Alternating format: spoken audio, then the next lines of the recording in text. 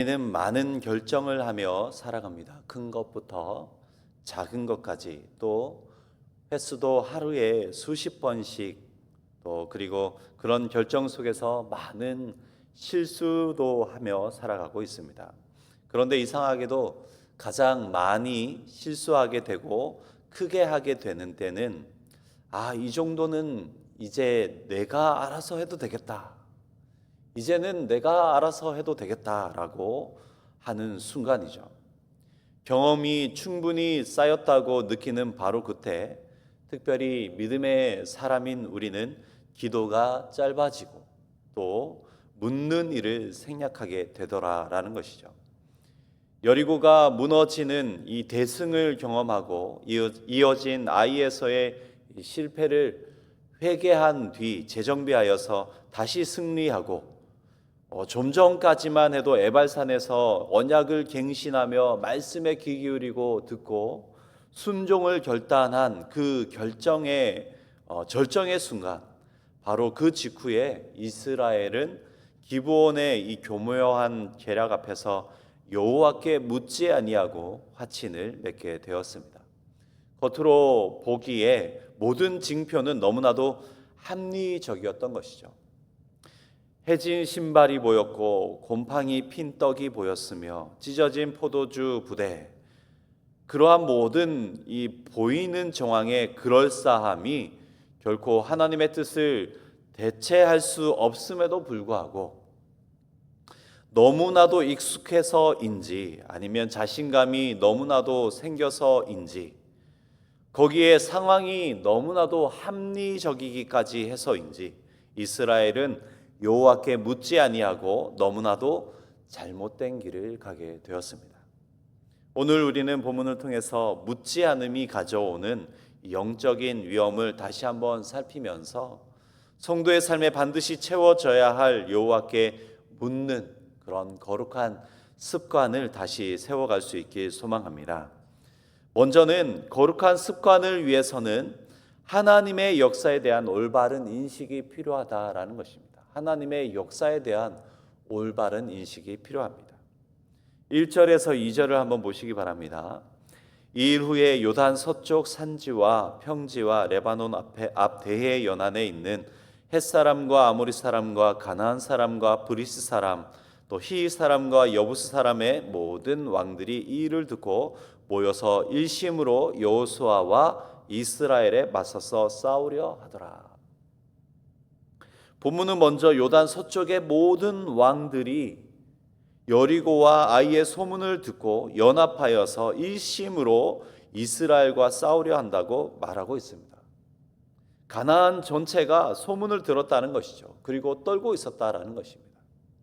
중요한 것은 이 소문이 이스라엘의 위대한 전술이 아니라 여호와의 행하신 일에 대한 소문이었다라는 것입니다. 여호와의 행하신 일에 대한 소문이었다.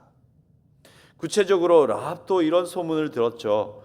여호수아 2장 10절에서 11절 말씀입니다. 이는 너희가 애굽에서 나올 때에 여호와께서 너희 앞에서 홍해 물을 마르게 하신 일과 너희가 요단 저쪽에 있는 아모리 사람의 두 왕 시온과 옥에게 행한 일, 곧 그들을 진멸시킨 일을 우리가 들었음이니라. 우리가 듣자 곧 마음이 녹았고 너희로 말미암아 사람이 정신을 잃었나니 너희의 하나님 여호와는 위로는 하늘에서도 아래로는 땅에서도 하나님이시니라. 이러한 역사의 하나님에 대한 소문을 들었다라는 것입니다.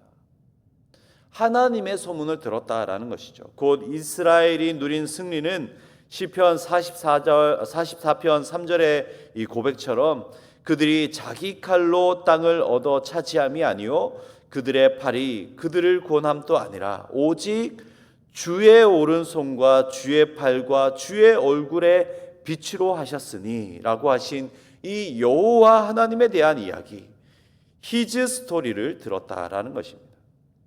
여호수아도 뒤에 23장에서 분명히 기록하였습니다. 23장 10절에 보시면 이는 너희의 하나님 여호와께서 너희를 위하여 싸우심이니라.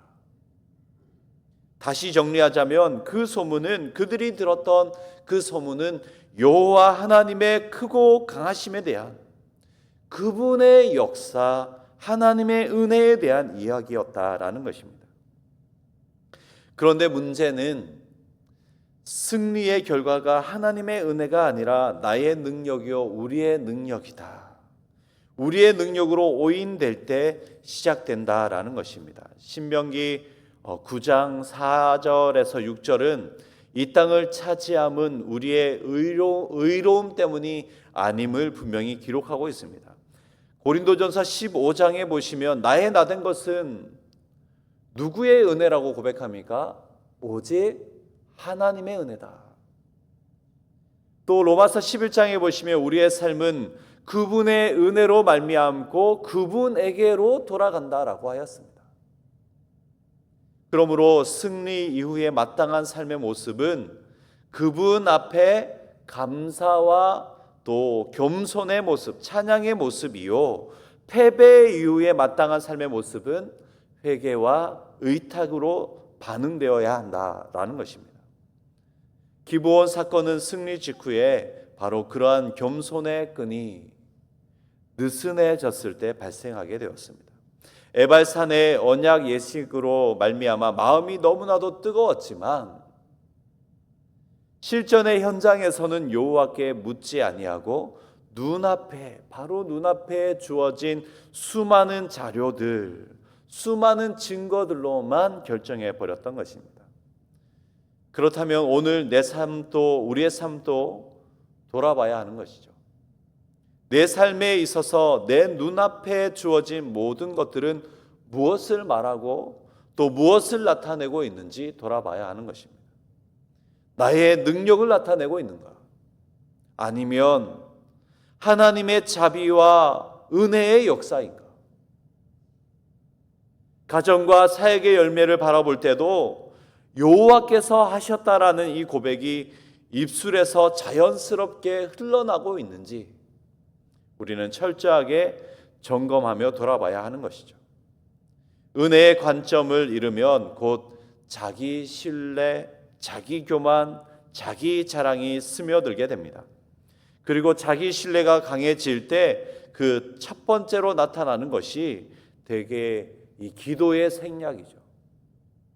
여호와께 묻지 아니함으로 드러납니다. 그러므로 꼭 점검하시기 바랍니다.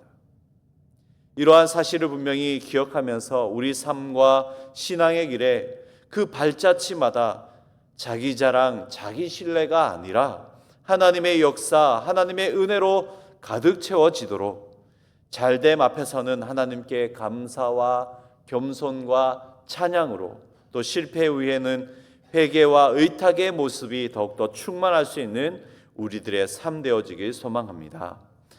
두 번째로 우리는 세상의 꾀에 속아서는 안 된다라는 것입니다. 우리는 세상의 꾀에 속아서는 안 됩니다. 3절 이후로 보시면 기브온 사람들이 먼 나라의 사절단으로 위장하여서 이스라엘 진영으로 왔음을 보게 됩니다. 해진 이 가죽 부대도 보였고 곰팡이 핀 떡, 달아 해진 신발도 보였던 것이죠. 그 모든 것이 철저히 연출되었던 위장된 증거였습니다.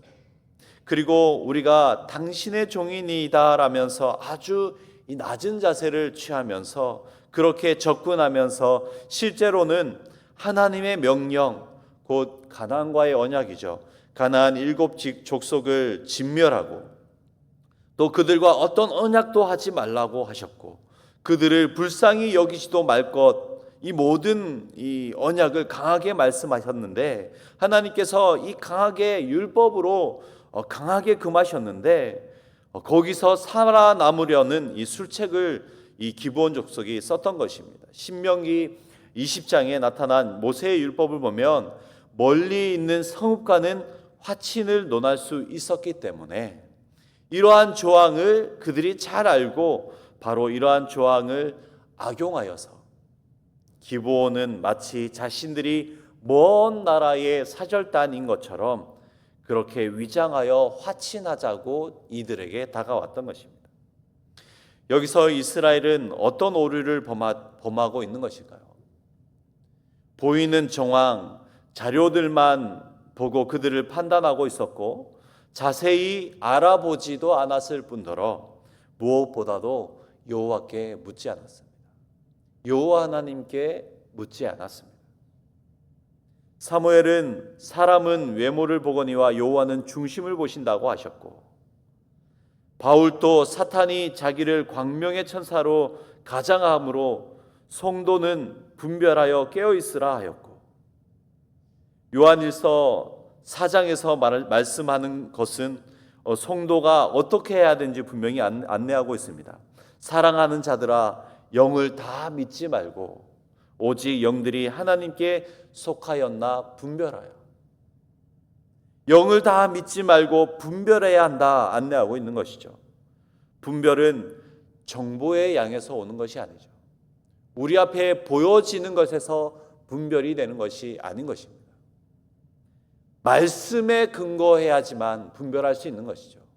말씀에 분별하여 영적으로 깨어 있어야지만 거기서 분별할 수 있는 것입니다. 이 화친에 대해 또 하나 기억해야 할 것은 서둘러 맺은 이 언약의 무게에 대한 것입니다. 여호수아와 방백들이 이 맹세로 화친을 확정하고 난 후에 16절을 보시면 이스라엘은 뒤늦게 속았음을 깨닫게 되었습니다. 그러나 그 맹세의 화친을 결코 깨트릴 수는 없었던 것이죠. 훗날 다윗의 시대에 3년 동안 큰 기근이 임한 적이 있는데, 사울이 이 화친의 맹세를 어기고 기브온 사람을 죽인 일로 인해서 이 3년의 큰 기근이 다윗의 시대에 임하였던 것입니다. 하나님 앞에서 맺은 약속은 결코 가볍지 않다라는 것이죠. 오늘 서두른 이 화친의 결정은 결국 무거운 명예가 되었다라는 것입니다. 그렇기에 우리는 우리 앞에 보이는 것이 아니라 반드시 말씀에 비추어서 결정할 수 있어야 한다는 것이죠. 우리 삶에서도 비슷한 함정이 아주 많이 다가올 것입니다. 화려하게 포장된 제안이 있을 것이고, 달콤한 말로 접근하는 많은 유혹들이 있을 것입니다. 정직을 무너뜨리려고 하는 많은 거래들이 우리의 삶과 우리의 사업에 터전에 있을 것입니다. 그리고 보이는 것 그대로 문제가 아무것도 없어 보이니 더욱더 말씀에 비추어 보지 않아도 될 것 같은, 이 모든 것이 너무나도 그렇게 되기에 합리적이고 유익해 보이는 때에, 그러한 때에 조심해야 하는 것이죠. 결국 그러한 가운데 이루어진 일들은 하나님의 뜻과 거룩을 훼손할 수 있음을 분명히 기억해야 하는 것입니다. 사랑하는 성도 여러분, 그래서 우리는 눈에 보이는 유익보다 하나님의 말씀에 합한가를 먼저 물어볼 수 있길 소망합니다. 이 하루도 우리 눈앞의 이익을 따르지 아니하고 우리 앞에 보이는 것을 따르지 아니하고 말씀이 안내하는 정직과 거룩을 지켜서 가장 안전하고 형통한 길로 걸어갈 수 있는 우리들 될 수 있길 소망합니다. 마지막으로 결국 성도는 하나님께 뜻을 구하는 거룩한 습관을 갖추어야 한다라는 것입니다.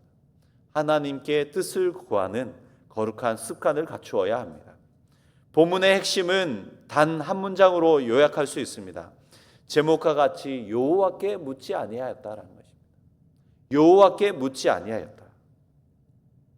구약 시대의 이스라엘은 하나님의 뜻을 묻는 정규적인 통로를 가지고 있었습니다. 제사장은 우림과 둠밈을 통해 하나님의 판결을 구했고, 다윗은 전쟁 전후마다 하나님께 꼭 여쭈어 본 후에 움직였던 것이죠. 신약의 성도들은 말씀과 성령 안에서 우리 주님의 뜻을 물었던 것입니다. 야고보서 1장 5절에서 이렇게 권면하였습니다. 너희 중에 누구든지 지혜가 부족하거든 후히 주시고 꾸짖지 아니하시는 하나님께 구하라. 그리하면 주시리라. 빌립보서 4장 6절에서도 아무것도 염려하지 말고 다만 모든 일에 기도와 간구로 우리 하나님께 아뢰라고 하였습니다. 여기서 구한다, 묻는다라는 것은 단순한 방법을 알려달라고 요청하는 것이 아니라 아주 강한 확신으로 우리 하나님께서, 우리 주님께서 우리의 주인 되시니 그분의 주권만 인정하겠습니다라는 그런 표현인 것이죠. 내 명철과 내 지혜를 의지하지 않겠습니다. 주님께서만 내 삶의 주인 되시니 주님 나를 인도해 주십시오. 우리를 인도해 주십시오. 이 문제를 인도해 주십시오라고 고백하는 것, 이것이 곧 묻는 기도의 핵심이요 심장이라 할 수 있는 것입니다. 그리고 이러한 묻는 태도는 한 번이 아니라 거룩한 습관으로 이어져야 하는 것이죠. 습관이란 위기의 순간에 자연스럽게 드러나기 때문에 그렇습니다. 평소에 하나님의 뜻을 묻는 훈련이 없다면 중요한 순간에도 인간적인 이 판단과 조급함 앞에서 이 이스라엘과 같이 실패의 모습을 드러내게 되는 것이죠.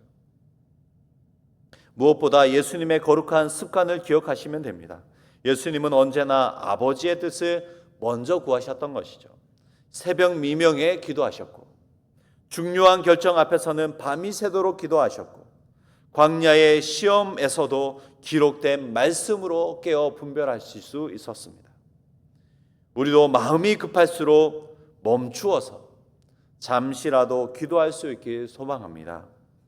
기도를 통해서 주님, 이 결정이 주님의 이름을 영화롭게 하는 일이 되는 것입니까? 주님, 어떤 길로 가야 합니까? 간구해 보는 것이죠. 주님이 영광 받으시는 길로 인도하시고 열어주옵소서, 그렇게 기도하는 것입니다.